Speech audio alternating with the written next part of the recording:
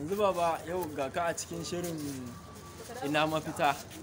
Baba kamar da me wani irin kalubale ka fuskanta a cikin wannan aiki?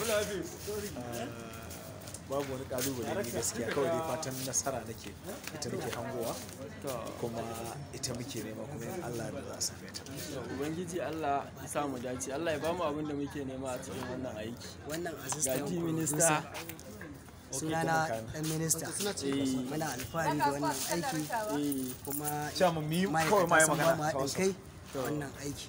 Ba abin da za mu ce da su sai dai godiya, sai mana abu aiki kuma mun ji daɗi ke da ba ma tunani. Alhamdulillah, sai dai godiya. Masha Allah. Ga ciyaman yana ɗaukar hoto tare da sauran jarumai. Magariba ta yanzu ciyaman me zaka ce akan wannan aiki? Ciyaman mu yi magana ta WhatsApp. To madalla, nagode. ka saka lafiya. Ciyaman me zaka ce akan wannan aiki da aka fara ɗauka mai suna ina mafita? To abin da zan ce akan wannan aiki da aka fara dauka ina mafita shine bane wa Allah madaukakin sarki godiya bisa yadda ake wannan aiki cikin nasara.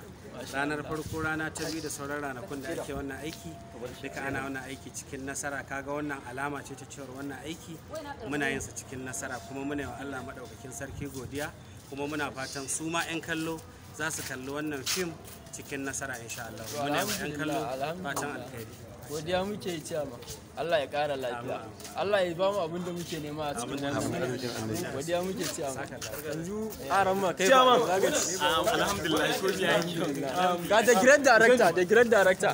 Yanzu director, wannan aiki da muke yi yau a mai suna ina mafita, wani irin kalubale ka fuskanta a cikinsa?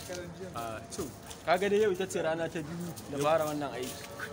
Yabo da godiya sun tabbata ga Ubangiji. Tabbas.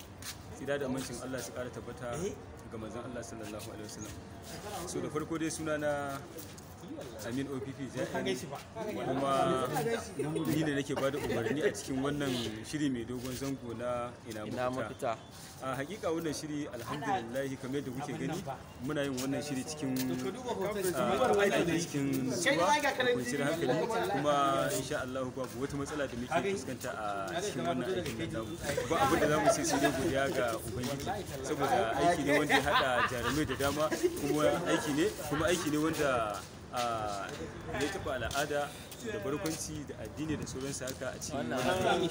So insha Allah wannan aiki ku kanku masu kallo, wannan aikin in Allah da nan ba dadewa ba za mu sanar da ku cewa a wace tasha za a ɗora wannan aikin Allah da kuma ganin cewa yadda domin ganin shirin ina mafita. Godiya muke da darakta, godiya muke, Allah ya ƙara lafiya, wani mini da Allah. Yanzu ke dan juyo nan. ɗayan ba. Wannan